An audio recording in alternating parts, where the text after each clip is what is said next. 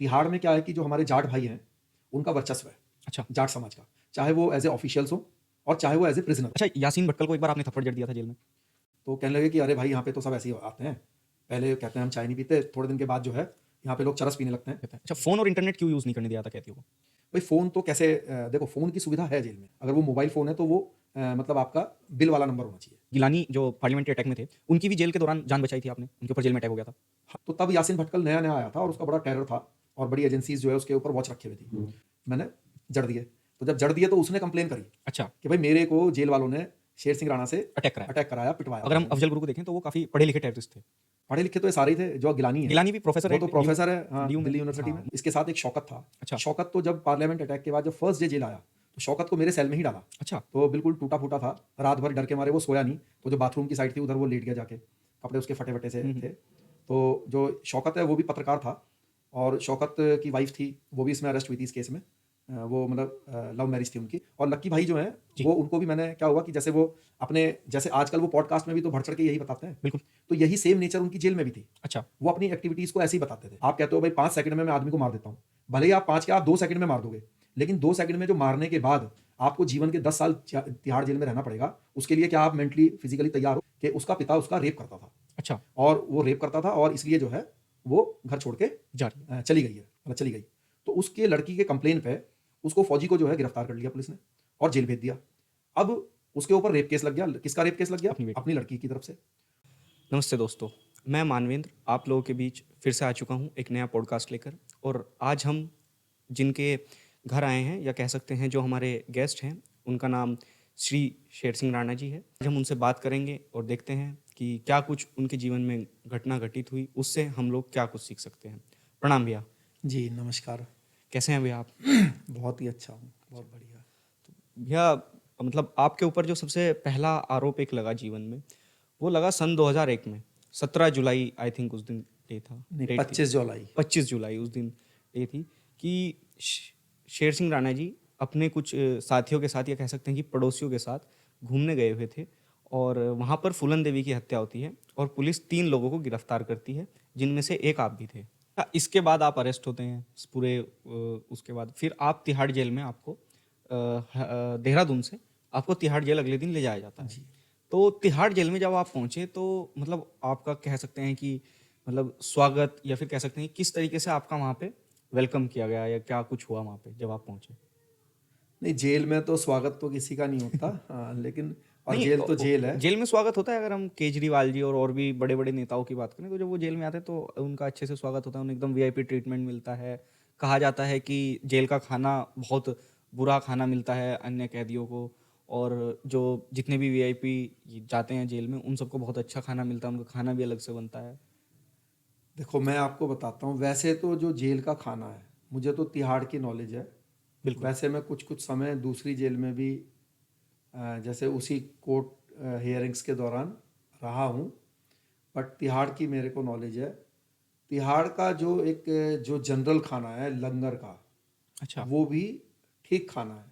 अच्छा है। हाँ, उसको भी आप खराब नहीं बोल सकते। वो एक ऐसा खाना है जैसा कि एक आम घरों में बनता है। इसके अलावा हर जेल में कैंटीन होती है। तो बिल्कुल। अगर आपको उससे अपग्रेडेड खाना खाना है तो आप कैंटीन से परचेज करके खा सकते हो। तो उसमें कैंटीन में क्या नॉर्मल रेट्स होते हैं या जेल के रेट्स कुछ अलग होते हैं, महंगा मिलता है अंदर? नहीं नहीं, महंगा नहीं मिलता। जैसे उस समय दो तरह की सब्जियां बनती थी। तो एक 20 रुपए वाली, 20 रुपए का एक पैकेट मिलता था और एक जो है 40 रुपए का। तो 40 रुपए वाले में जो है पनीर और जो ग्रीन वेजिटेबल है उससे संबंधित वेजिटेबल्स थी। जैसे मान लीजिए पालक पनीर है ना, बिल्कुल। या इस तरह की जो सब्जी है वो 40 रुपए की मिलेंगी, या आलू मेथी है। और 20 रुपए में जो है वो आपको जो है मान लीजिए सोयाबीन मिल जाएगी, आलू सोयाबीन इस तरह की सब्जी मिलती थी। बहुत अच्छा। तो आप उसको परचेज करके खा सकते हैं।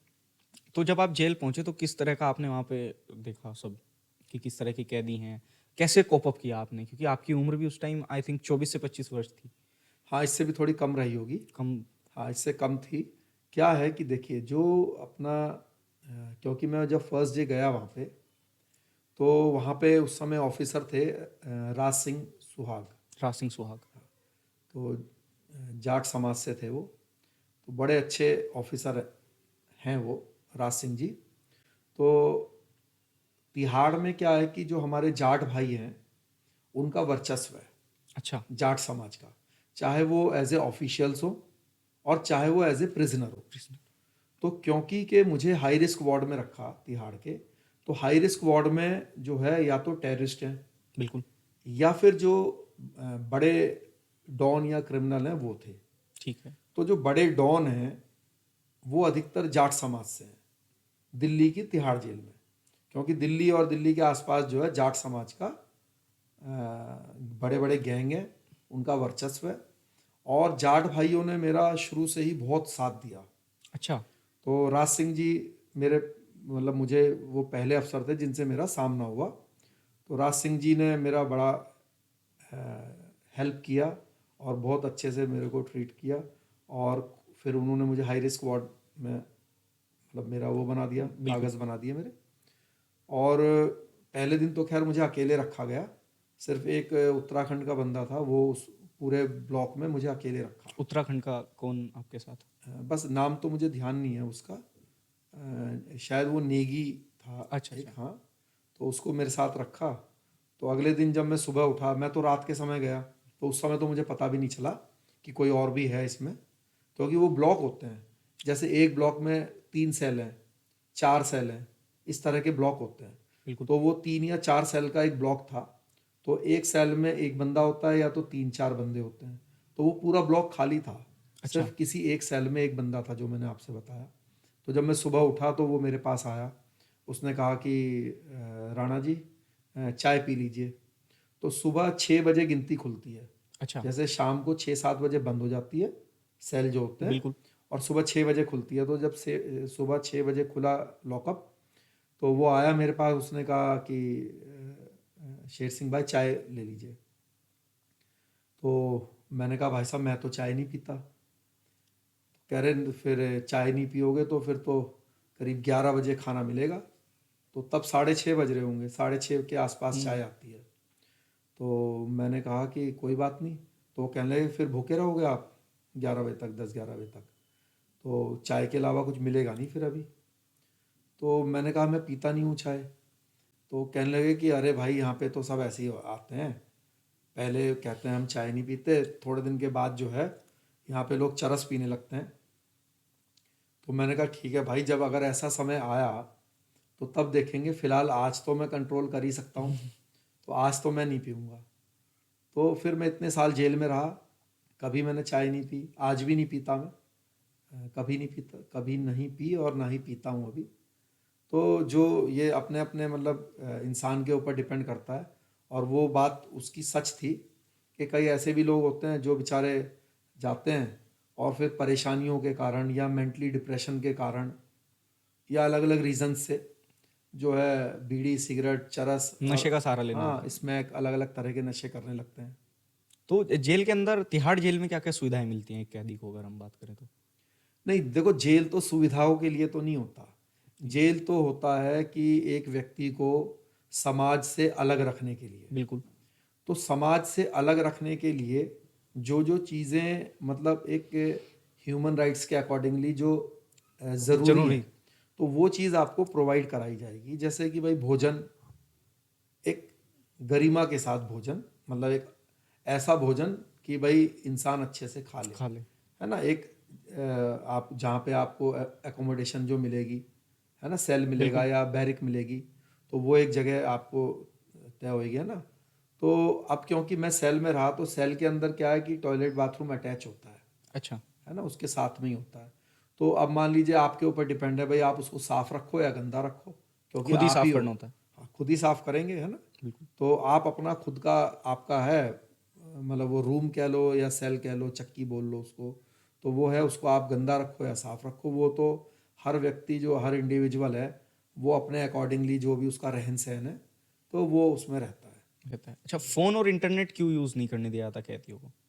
भाई फ़ोन तो कैसे, देखो फ़ोन की सुविधा है जेल में। अच्छा। अभी जब मैं 2016 में जब मैं रिलीज़ हुआ था, तो उससे करीब 2-3 साल पहले से वो सुविधा स्टार्ट हो गई थी। तो हर प्रिजनर को 5 मिनट डेली बात करने की अलाउड है। घर पे? हाँ, घर पर। मतलब आप कोई भी जो नंबर प्रोवाइड कराओगे, ठीक है। हाँ मतलब वो एक फिक्स नंबर प्रोवाइड कराओगे आप, वो लैंडलाइन हो सकता है, अगर वो मोबाइल फ़ोन है तो वो मतलब आपका बिल वाला नंबर होना चाहिए, है ठीक ना, है। मतलब प्रीपेड होना चाहिए, पोस्टपेड। पोस्ट पेड होना पोस्टपेड चाहिए, होना हाँ, चाहिए। प्रीपेड नहीं, पोस्ट पेड होना चाहिए। तो आप कोई भी जो पोस्ट पेड नंबर है, आप 2 नंबर उनको प्रोवाइड करा सकते हैं, तो वो आपके फीड कर देंगे उसमें कंप्यूटर में। जी, तो एक जेल के अंदर अलग अलग वार्ड्स में जो है मशीन लगी हुई है, बिल्कुल। तो उसमें क्या है कि आप अपना अंगूठा लगाएंगे, अंगूठा लगाएंगे तो आपका आ जाएगा, वो नंबर आ जाएंगे जो आपके फीड होंगे। फिर उन दोनों में से जो 2 नंबर आपने दिए हुए हैं, उनमें से जिसको भी आप कॉल करना चाहते हैं आप उसको दबा दीजिए, तो आपके घर उस नंबर पे कॉल लग जाएगी। तो 5 मिनट के बाद वो ऑटोमेटिकली कट जाएगा। तो 5 मिनट आप डेली बात कर सकते हैं। तो ऐसा नहीं है कि वो सुविधा नहीं थी, लेकिन लोग फिर भी मोबाइल फ़ोन चोरी से यूज़ करते हैं। अच्छा, अंदर।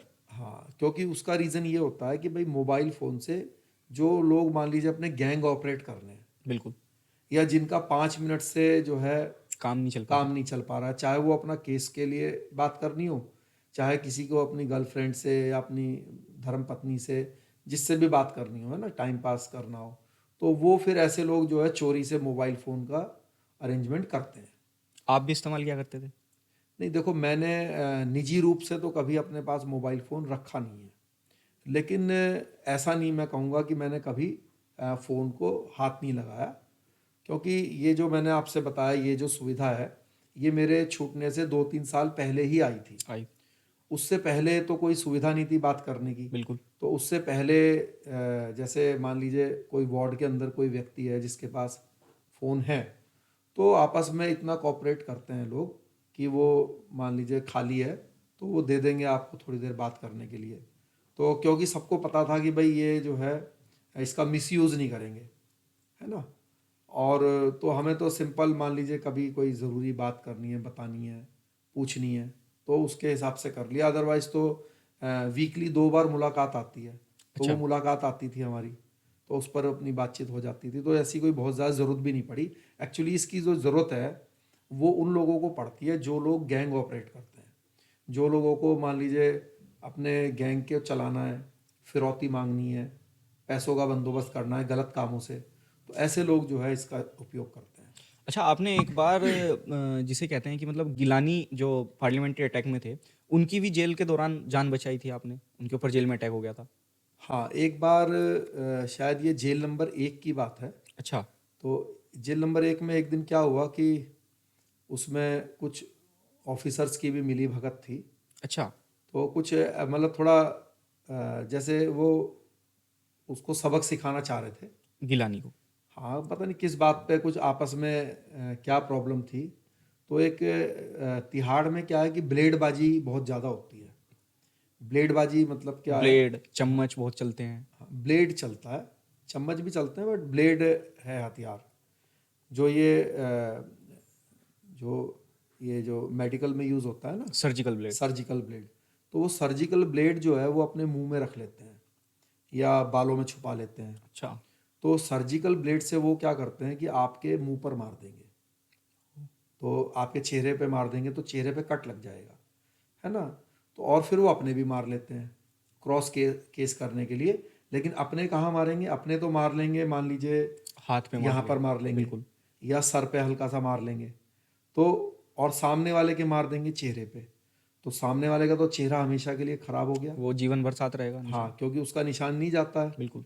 और खुद के मार लेंगे ऐसी जगह जो वो दिखेगा नहीं, तो क्रॉस केस हो जाएगा। क्रॉस केस में क्या, दोनों के ऊपर मुकदमा लग जाएगा, जबकि एक व्यक्ति का इसमें कोई भी ना रोल। गलती है ना कोई लेना देना है। बिल्कुल। तो ऐसे ही एक था वहाँ पे। तो वो गिलानी क्या है कि वो मेरे सेल में थे उस समय। अच्छा। मैं था और वो गिलानी थे, और एक और मेरा साथी है वो था, हम 3 लोग एक सेल में थे। तो अब क्या हुआ कि वो हमारे सेल में ही आने लगा अटैक करने के लिए। अच्छा। तो अब जब हम भी वहाँ पर हैं, तो फिर हमारा ये कर्तव्य है कि भाई अपने सामने तो एटलीस्ट ना होने दें। बिल्कुल। फिर हमें ये भी नहीं पता है भाई बात क्या है ना, हमें कुछ पता नहीं है। एक आदमी ब्लेड लेके आ रहा है मारने के लिए, तो फिर ऐसे में जो है हमने उनको मतलब पकड़ लिया। तो अब जब सेल में आएगा तो फिर भाई हमें अपना भी बचाव करना है तो उसका भी बचाव करना पड़ेगा। करेगा, हाँ करेंगे। तो वही है कि उसके तब वो उसको वो चोट लगने से बचा लिया। तो वो उसने अपनी किताब में भी लिखा अच्छा। कि भाई ऐसे ऐसे शेर सिंह ने मेरी हेल्प करी, मुझे बचाया, वरना तो मेरे ऊपर अटैक हो रहा था। अच्छा, यासीन भटकल को एक बार आपने थप्पड़ जड़ दिया था जेल में। वो ये है कि वो जेल नंबर 2 में जो हाई रिस्क वार्ड है, जहाँ पे अभी छोटा राजन को रखा हुआ है, अच्छा। तो वहाँ पे एक ब्लॉक है जिसमें 2 सेल हैं।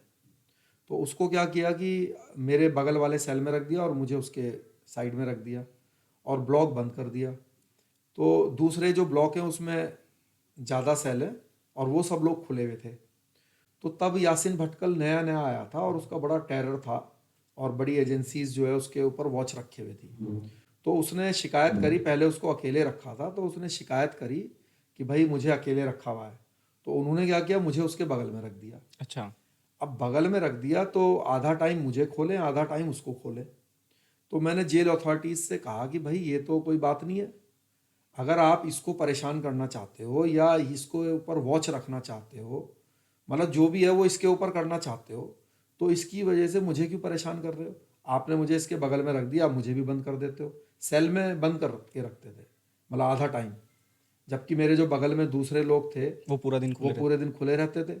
तो मैंने जेल अथॉरिटीज़ से कहा, आप जेल अथॉरिटीज़ के कान पे जूना रहेंगे। वो कह रहे नहीं नहीं ऐसे ही रहना पड़ेगा, डीजी साहब का ऑर्डर है। तो अब जो है कई दिन ऐसे जो है वो बीत गए। बीत गए। हाँ, तो मैंने कहा यार ये जेल वाले ऐसे सुनेंगे नहीं, मैंने कहा इसको यासीन को ही ठीक करो फिर। तो जब वो हेड वार्डर आया, वो मेरे को बंद करने के लिए आया, उसको खोलने के लिए आया। जब उसको खोलते थे तो मुझे बंद करते थे, जब मुझे बंद करते थे तो उसको खोलते थे। जो मैंने उसको कहा हाँ खोल दो कोई बात नहीं, मेरे कौन सा, जैसे ही वो आया तो अपना उसके मैंने जड़ दिए। तो जब जड़ दिए तो उसने कंप्लेन करी अच्छा। कि भाई मेरे को जेल वालों ने शेर सिंह राणा से अटैक कराया। अटैक कराया, पिटवाया। तो जब उसने करी तो उसका क्योंकि बड़ा हाई प्रोफाइल मामला था केस का, तो तब उसमें जब जज ने जो है कॉल किया सुप्रीम वगैरह को, तो उन्होंने फिर कहा भाई हटाओ इसको यहाँ से, इसको यहाँ से जो है इसके वार्ड से हटाओ। तो ये बात थी। अच्छा, अफजल गुरु के साथ भी आप जेल में रहे। हाँ अफजल गुरु, तो अफजल गुरु से बातचीत होती थी? हाँ बिल्कुल, वो तो जब आप हाई रिस्क वार्ड में हो तो सब लोग एक साथ क्योंकि मिलेंगे, सब लोग साथ अगर में हम रहेंगे। अफजल गुरु को देखें तो वो काफ़ी पढ़े लिखे टेररिस्ट थे। पढ़े लिखे तो ये सारे ही थे। जो गिलानी है गिलानी भी प्रोफेसर वो है तो डीयू में। प्रोफेसर है, हाँ डीयू में। दिल्ली यूनिवर्सिटी हाँ, में। मुझे आज भी याद है एक वाकया उस टाइम पे। नूपुर शर्मा थी। हाँ नूपुर शर्मा जी के उसके संदर्भ में उनके नेतृत्व में वहाँ एक प्रोटेस्ट चल रहा था और गिलानी को बुलाया गया था, तो वो वहाँ पे प्रोटेस्ट करते हुए पहुंचे। तो काफ़ी झगड़ा भी हो गया था और उसमें नूपुर शर्मा की गिरफ्तारी हुई उस पूरे मामले में। हाँ तो उसके बाद फिर गिलानी अरेस्ट हुए और जेल गए और जेल रहे। हाँ, दोबारा भी एक बार अरेस्ट हुए थे। हाँ हाँ, हाँ उसके हुए बाद थे, वही बिल्कुल करेक्ट है। वो पूरा दोबारा भी जेल आए थे। वो पूरा उसी का मामला था। तो जो अफजल गुरु जो थे, क्योंकि अगर अफजल गुरु भी खूब पढ़ा लिखा था। इसके साथ एक शौकत था। अच्छा। शौकत तो जब पार्लियामेंट अटैक के बाद जब फर्स्ट डे जेल आया तो शौकत को मेरे सेल में ही डाला। अच्छा। तो बिल्कुल टूटा फूटा था, रात भर डर के मारे वो सोया नहीं। तो जो बाथरूम की साइड थी उधर वो लेट गया जाके, कपड़े उसके फटे वटे से थे। तो जो शौकत है वो भी पत्रकार था और शौकत की वाइफ थी, वो भी इसमें अरेस्ट हुई थी इस केस में। वो मतलब लव मैरिज थी उनकी। अच्छा। तो ये जो है अपना तो वो भी काफ़ी पढ़ा लिखा था। शौकत भी, तो मतलब पढ़े। ये सारे टेररिस्ट जितने भी थे। एक्चुअली टेररिस्ट देखो, टेररिस्ट जो है ये लोग मूवमेंट वाले लोग होते हैं। बिल्कुल। तो पढ़ाई लिखाई का तो मूवमेंट से कोई मतलब नहीं है। पढ़े लिखे लोग तो ज़्यादा मूवमेंट की तरफ आकर्षित होते हैं, बिल्कुल। क्योंकि वो उनका एक सब्जेक्ट होता है कि भाई हमें ऐसे करना है ना। तो मान लीजिए नक्सलाइट हैं। बिल्कुल। मैंने बहुत सारे जो नक्सली लीडर हैं, एक हमारे साथ कोबार्ड गांधी थे, अच्छा। जो नक्सलियों के बहुत बड़े लीडर हैं और दून स्कूल के पास आउट थे वो। देहरादून दून से। हाँ, देहरादून से पढ़े हुए थे, दून स्कूल से, और मुंबई में रहते थे वो। तो वो मेरे साथ कई साल रहे और हिंदी तो उनको ठीक से आती नहीं थी, इंग्लिश में ही बात करते थे। तो इस तरह के ये जो मूवमेंट वाले लोग होते हैं तो ये पढ़े लिखे होते हैं। लेकिन क्या है कि अगर कोई मूवमेंट हमारे देश के खिलाफ है बिल्कुल। तो चाहे वो पढ़ा लिखा है चाहे अनपढ़ है, उसको जेल में डालना भी ज़रूरी है, उसको सबक सिखाना भी ज़रूरी है। बिल्कुल। कोबाद गांधी जो थे, एक दिन क्या हुआ कि टाइम्स ऑफ इंडिया के फ्रंट पेज पे न्यूज़ आई जब नेपाल में कम्युनिस्टों की सरकार बनी, तो जो उस समय जो प्रधानमंत्री बने, मेरे को नाम ध्यान नहीं आ रहा उनका, तो उन्होंने रोलेक्स की घड़ी पहनी हुई थी। अच्छा। तो वो फोटो टाइम्स ऑफ इंडिया में छपी और उनकी रोलेक्स घड़ी दिख रही थी। तो मैंने गांधी जी को वो न्यूज़पेपर दिखाया, मैंने कहा भाई आप कहते हो कि हम गरीबों की लड़ाई लड़ रहे हैं और हम इक्वलिटी करना चाहते हैं, समाज में इक्वलिटी हो। तो मैंने कहा ये कैसी इक्वलिटी है कि एक कम्युनिस्ट तो रोलेक्स की घड़ी पहन रहा है, दूसरे बेचारों को जो है आप रोटी के लिए भी तरसा रहे हैं। तो वो कहने लगे कि शेर सिंह जी अब तो क्या है कि मतलब ये बातें ही रह गई हैं, अब तो मतलब जो मतलब माइंड में जो है वो इंडस्ट्रियलाइजेशन आ रहा है, मतलब कि जो समाजवाद खत्म हो रहा है हाँ धीरे धीरे। समाजवाद जो है। और मैं रियल आपको मैं बताऊं, इस पे हमारा कई डिस्कशन हुए, उनसे भी हुए, वैसे भी मैं इसके पक्षकर नहीं हूँ। देखिए क्या है कि जो ईश्वर है ना, जो सुप्रीम पावर है, जिसने इंसान को इस धरती पे जन्म दिया, उसी ने ही हर व्यक्ति को अलग अलग बनाया है। बिल्कुल। जब भगवान ने ही हर व्यक्ति को अलग अलग बनाया है, अलग अलग शक्लें दी हैं, अलग अलग शरीर दिया है, अलग अलग हेल्थ दी है, अलग अलग बुद्धि दी है, अलग अलग परिवार में जन्म दिया है। आज मान लीजिए आप समाजवाद की बात करते हैं, आप और मुझे अगर सरकार बराबर बराबर ज़मीन दे दे, बिल्कुल। तो 50 साल के बाद भी हमारे अंदर इनइक्वालिटी आ जाएगी। आ जाएगी। क्यों आ जाएगी? क्योंकि हो सकता है आपको शराब पीने की आदत हो, मुझे नहीं है। मैं जो अब मुझे भी 10 बीघे ज़मीन दी सरकार ने, आपको भी 10 बीघा दी। मैं अपने 10 बीघा में मेहनत करूंगा और जो मेरे पास पैसे आएंगे उसको जोड़ूंगा। बिल्कुल। आप जो है 10 बीघा में कम मेहनत करेंगे क्योंकि आपकी नेचर अलग है, आप अलग व्यक्तित्व हो। आप कम मेहनत करोगे, कम कमाई करोगे, लेकिन पूरी खर्च कर दोगे, उसकी शराब पी लोगे। हो सकता है कि उधार भी मांग के पी लो, हो सकता है कि उधार में अपनी ज़मीन भी दे दो। बिल्कुल। तो अब 20-30 साल मान लीजिए मैंने पैसे जोड़े, मैंने 2 रोटी कम खाई। अब 20 साल के बाद मेरा भी लड़का हो गया, आपका भी जवान हो गया लड़का, और फिर हमारे पोते हो गए, वो भी जवान हो गए 50 साल बाद। और 50 साल के बाद आपका जो पोता है वो दोबारा से लड़ाई करे कि भाई ये तो इनइक्वालिटी है, बराबर होना चाहिए। तो बराबर तो था हमारे पे, लेकिन जो मेरा जो व्यक्तित्व था, जो मेरा रहने सहने का तरीका था, उसने मेरे परिवार को जो है वो आगे बढ़ाया। बिल्कुल। तो समाजवाद तो क्या है कि आप कितनी भी बार लोगों को बराबर करके छोड़ दीजिए, क्योंकि हर व्यक्ति बराबर नहीं है, हर व्यक्ति अलग नेचर का है, अलग व्यक्तित्व का है। इसलिए दुनिया में कोई भी ताकत सबको बराबर कभी नहीं कर सकती, ये असंभव बात है। और जो संभव नहीं है उसके लिए मेरे ख्याल में वो लाइन ही गलत है। यानी कि जो मेरा त्याग है, मैंने शराब नहीं पी, मैंने कोई गलत काम नहीं करा, मैंने मेहनत करी, यानी कि मेरे त्याग की तो समाजवाद में कोई वैल्यू ही नहीं है। बिल्कुल। यानी कि आप उस बेवड़े को, उस बेवकूफ़ आदमी को जो है प्रमोट कर रहे हैं, जो कि गलत दिशा में लोगों को लेके जा रहा है ना। तो ये है बात। अच्छा, एक व्यक्ति और हैं, उनका नाम लकी बीस्ट है, खुद को रो एजेंट बताते हैं वो हर वीडियो में। आपने उनके बारे में भी अपने शायद आज तक वाले पॉडकास्ट पे कुछ बताया था, हालांकि उन्होंने नकार दिया बिल्कुल, और उन्होंने चैलेंज भी किया है कि अगर कोई आदमी ये प्रूव कर दे कि शेर सिंह राणा जी और मैं साथ में जेल में रहे हैं, किसी भी जेल में रहे हैं, तो मैं उसको इनाम दूंगा। तो क्या आप इस पर क्या कहना चाहेंगे? मतलब देखो मुझे तो आज भी ऐसा ही लगता है कि वो मुझे लगता है कि शायद जेल नंबर 4 में वो मेरे साथ रहे हैं, ठीक है है। ना। तो अब उनको ऐसा लगता है कि वो नहीं रहे हैं, तो इसमें मैं कुछ बोल नहीं सकता, क्योंकि मैंने उनका एक इंटरव्यू देखा, उसमें उन्होंने कहा कि भाई जो आरटीआई है, बिल्कुल। तो आरटीआई के तहत जो है हम जवाब मांग सकते हैं, लेकिन रियलिटी ये है कि जो जेल विभाग है उसको इस टॉपिक पे छूट मिली हुई है, इस पर्टिकुलर पॉइंट पे, कि किस प्रिजनर को कहाँ पे रखा है या रखा था, तो उसके लिए वो बाध्य नहीं है उसको जवाब देने के लिए। तो ये तो पता नहीं किया जा सकता आरटीआई के तहत, तो उनको शायद उस बात की नॉलेज नहीं होगी। उन्होंने मेरे को किसी के थ्रू मैसेज भी कराया था, अच्छा। नहीं ऐसा कर सकते हैं, तो मैंने कहा कि आप ही कर लो फिर, भाई आप ही पता कर लो, है ना। बिल्कुल। तो अगर आपको जवाब दे दें, क्योंकि ये मैं आपको इसलिए बता रहा हूँ कि मैंने अभी आपको यासिन भटकल की जो जानकारी दी, क्या हुआ कि जब मैंने कोर्ट में एप्लीकेशन लगाई कि भाई यासिन भटकल को मेरे साथ रखा हुआ है जिसके कारण मुझे बंद रखा गया है। तो जज साहब ने कहा कि भाई आपके बगल में हैं तो मैं कैसे मानूं। तो मैंने एक आरटीआई तब लगाई अच्छा। कि मेरे ब्लॉक में किस किस को रखा हुआ है। तो जेल वालों ने मुझे जवाब दिया कि ये इंफॉर्मेशन देने के लिए हम बाध्य नहीं है, हमें इस अंडर सेक्शन के तहत छूट है कि हम आपको ये जानकारी नहीं दे सकते बिल्कुल। क्योंकि ये सुरक्षा के सिक्योरिटी रीजंस की वजह से। For security reason. तो उन्होंने मुझे ये जानकारी नहीं दी और उस जानकारी को मैं कैसे लेना चाह रहा था कि मैंने आरटीआई किस लिए डाली थी कि भाई ये पता चल जाए कि यासिन मेरे बगल में सेल में है, एक ब्लॉक में है, एक हाई सिक्योरिटी वार्ड में है। तो फिर मैं इजीली जो है एप्लीकेशन लगा पाऊंगा कोर्ट में या कहीं पर भी, क्योंकि मैं कैसे प्रूव करता कि मेरे बगल में है। तो फिर प्रूव करने के लिए क्या किया कि मुझे उसको थप्पड़ लगाना पड़ा है ना। बिल्कुल। हाँ, तो इसलिए ये बात की मुझे जानकारी है कि ये इन्फॉर्मेशन नहीं दी जाती है कि कौन बंदा कहाँ पे कब रखा गया है।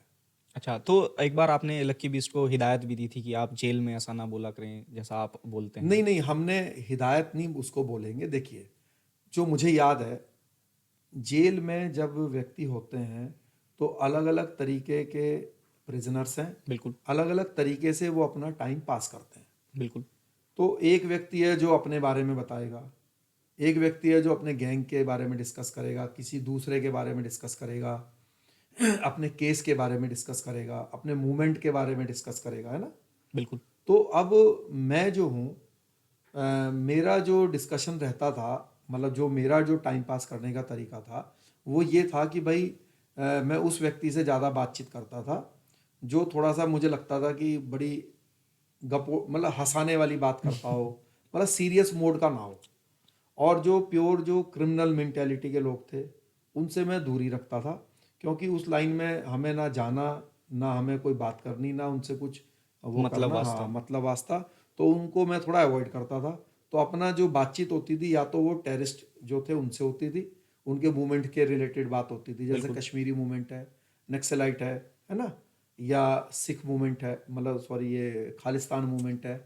तो इस तरह के जो, या नॉर्थ ईस्ट के भी लोग थे वहाँ पे, तो इस तरह के लोगों से हम लोग बात करते थे, पूछते थे भाई क्यों हो रहा है, क्या हो रहा है, क्या होगा, इस बारे में भी डिस्कस करते थे। जो ये सब जितने भी टेररिस्ट मूवमेंट के लोग थे, मुझे तो एक तरीके से वो ये बोलते थे ये तो आरएसएस का बंदा है। अच्छा। हाँ, वो तो ऐसे बोलते थे ये तो आरएसएस वाला है। ऐसा क्यों? एक्चुअली क्या है, मैं तो देखो अपने देश का पक्ष रखता था, बिल्कुल है ना। भाई हमें अपने भारतीय होने पर गर्व है। अब खालिस्तानी बात करेंगे, देश को अलग खालिस्तान लेने की, बिल्कुल। कश्मीरी बात करेंगे, कश्मीर को अलग करने की, नॉर्थ ईस्ट वाले करेंगे नॉर्थ ईस्ट को नॉर्थ ईस्ट। अलग, ये कम्युनिस्ट जो सॉरी नक्सलाइट जो है वो बात करेंगे उसी समाजवाद की, बिल्कुल जिसको मैंने बता दिया मैं उसको नहीं मानता हूँ। तो अब क्या है कि हम अपनी मेंटालिटी के हिसाब से बात करेंगे, रखेंगे, ये लोग अलग रखेंगे। तो फिर ये कहते थे भाई ये तो आरएसएस मेंटालिटी का व्यक्ति है, या आरएसएस के रास्ते पे बात वो बोलता है ना। जैसे बहुत सारे रोज हमारे जो है डिस्कशन में खूब वो होती थी, गरम गरम बहस होती थी। तो रोज का काम था ये, है ना।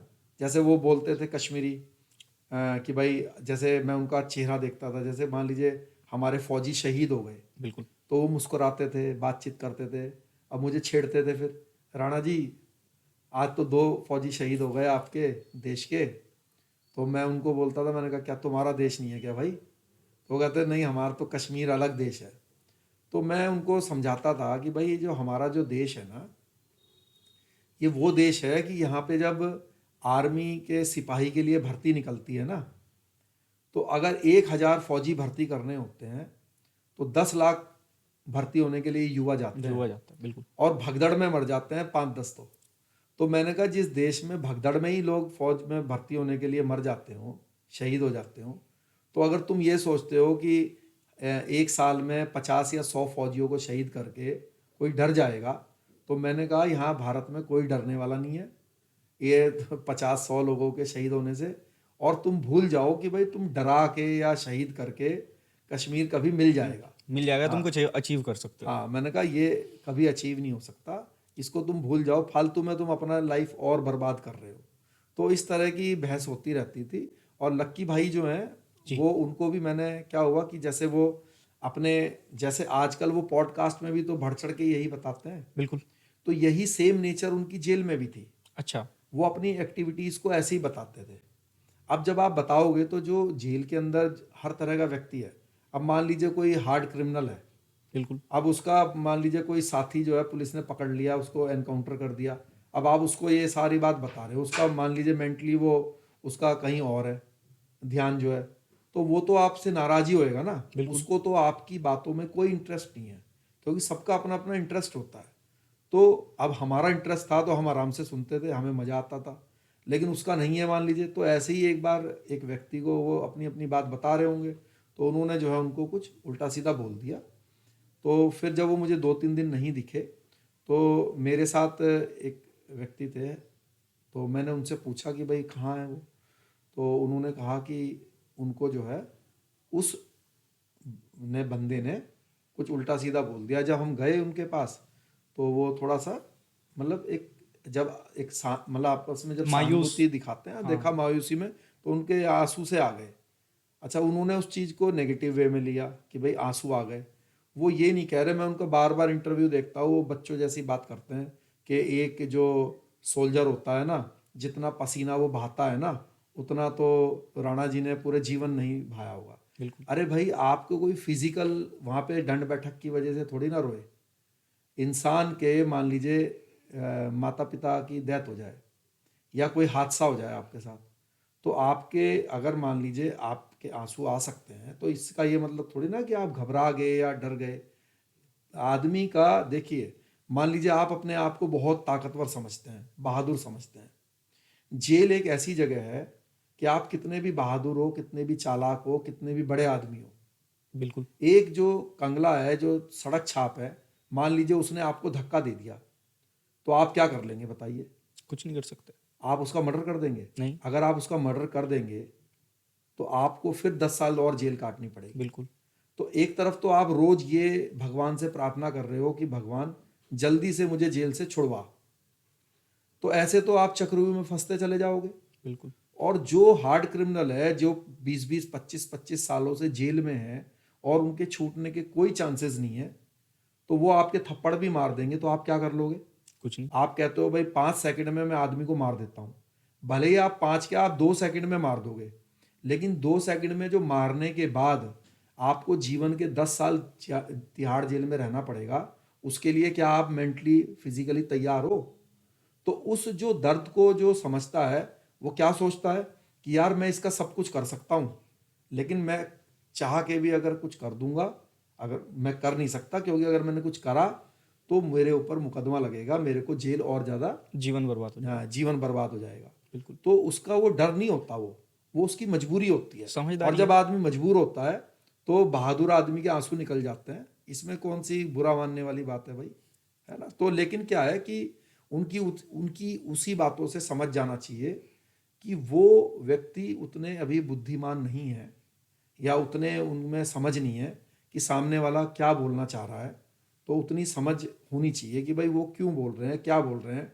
और क्या है कि लोगों के अंदर जेल का जो माहौल होता है, आम आदमी को तो पता नहीं है। बिल्कुल। हमें तो ये बात क्लियर है कि जेल का क्या माहौल है।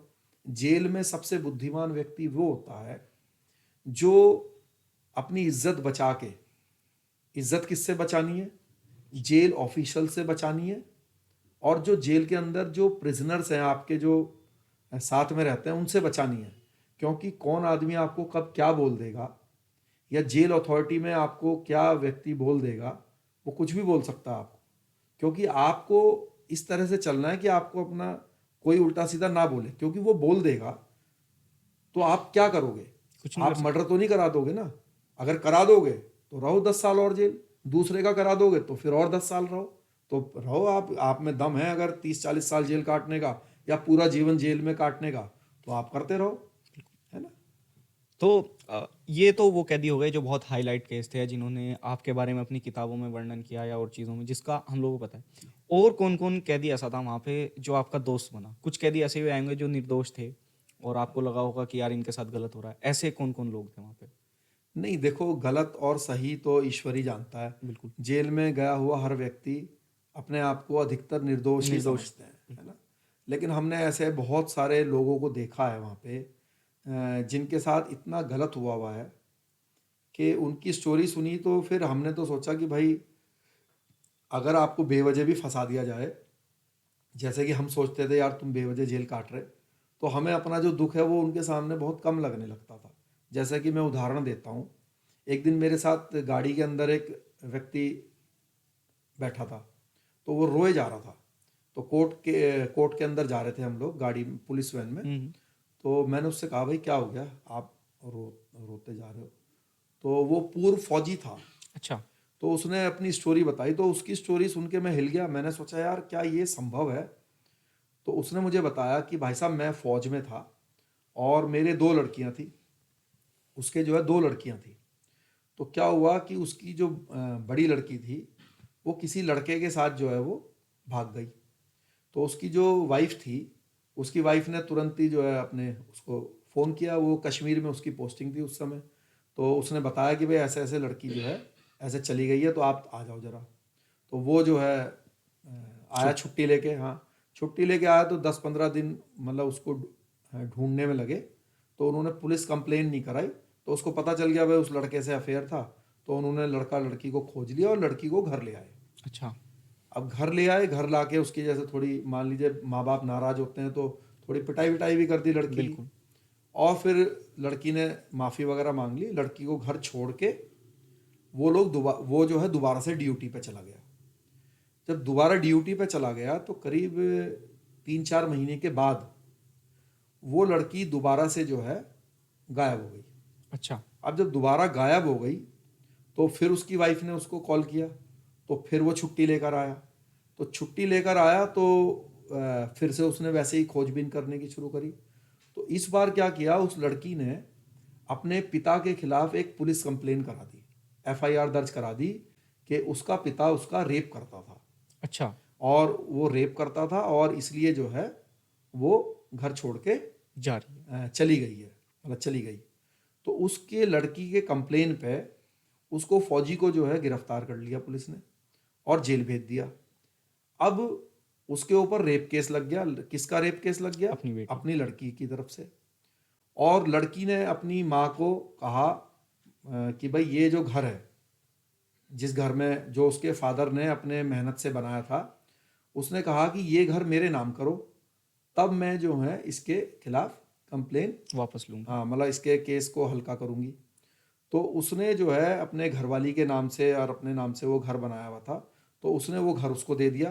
तो उसने अपनी बहन को और अपनी माँ को उस घर से निकाल दिया अच्छा। और उस अपने बॉयफ्रेंड के साथ उसी घर में रहने लगी। और वो जो उसकी माँ, उसकी जो दूसरी लड़की थी, वो किराए के मकान में कहीं रहते थे। तो वो मुझे ये बता रहा था कि भाई साहब 1.5 साल हो गया, पौने 2 साल से जेल में था वो। और नौकरी उसकी चली गई और किसी भी प्रकार से आर्थिक जो वो था उसका एकदम टूट गया। बिल्कुल। सामाजिक रूप से बिल्कुल ख़त्म हो गया, बदनाम हो गया। जेल अलग काट रहा था। और जो प्रॉपर्टी उसने बनाई थी वो उसने, लड़की ने मुकदमा वापस लेने के लिए वो घर भी अपने नाम कराया और पैसे भी लिए। तो जो अच्छा। उसने पैसे वैसे सब कमाए थे वो भी उस लड़की को देने पड़े। तो अब आप ये सोचो कि मैंने सोचा, अब वो तो बिल्कुल बेगुनाह था।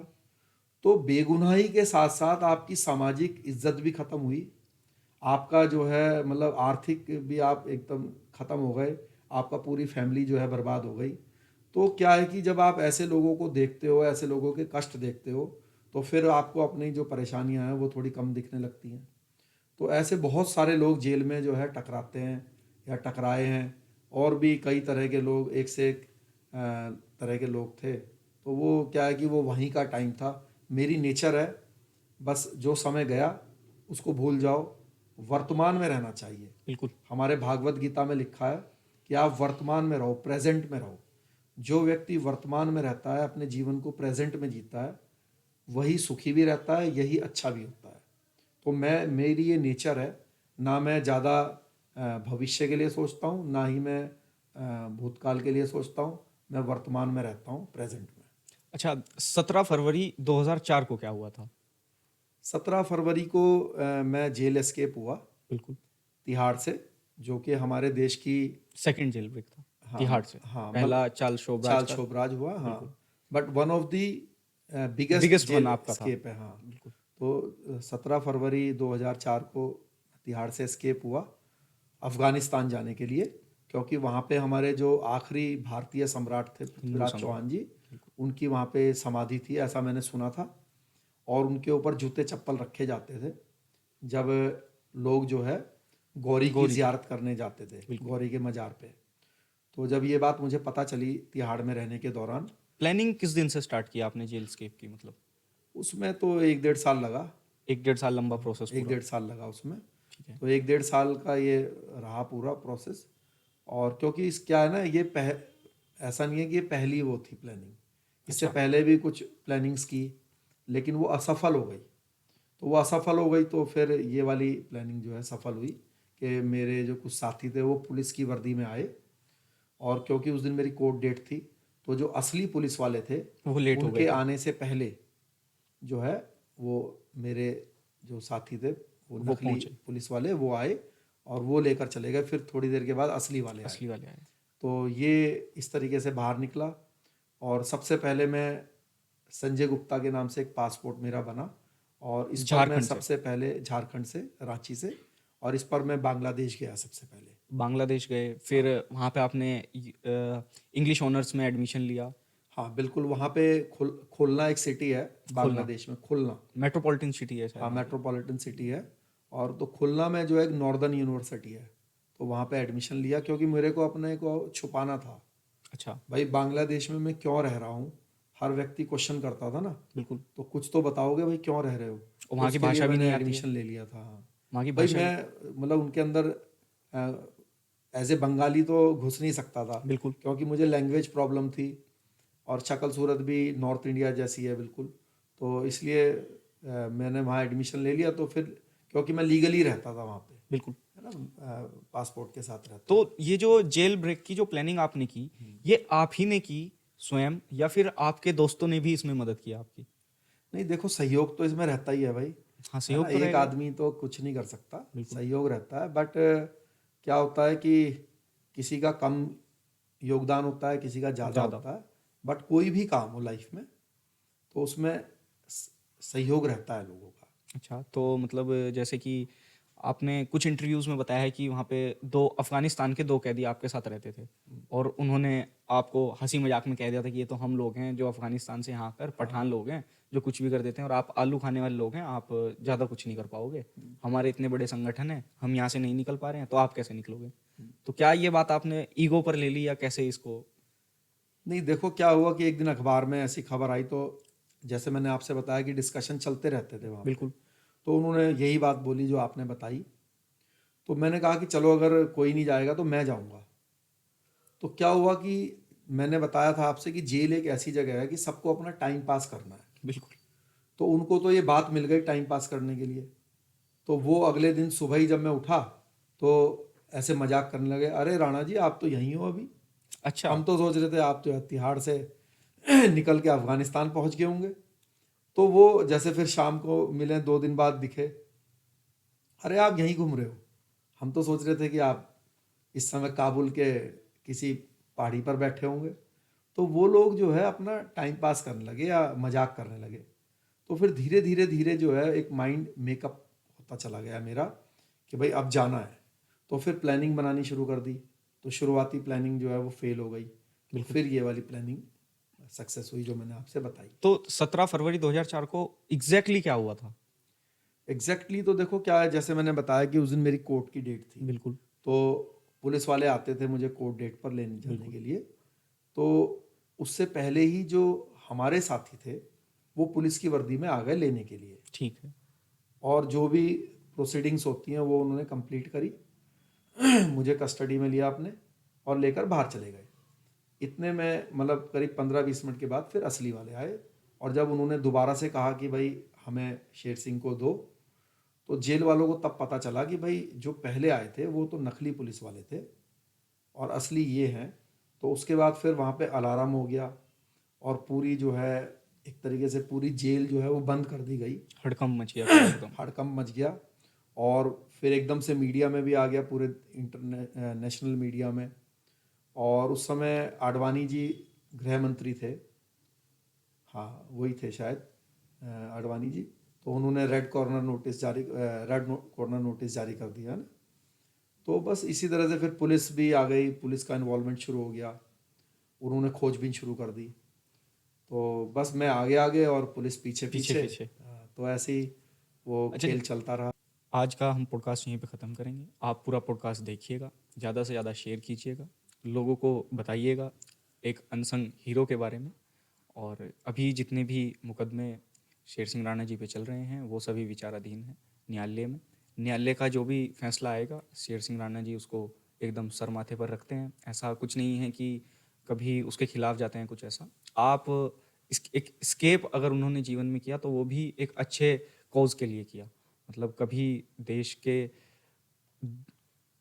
कष्ट पहुंचाने के लिए उन्होंने कोई भी कार्य नहीं किया। तो धन्यवाद दोस्तों। आज का जो पॉडकास्ट था वो हम यहीं पे समाप्त करते हैं।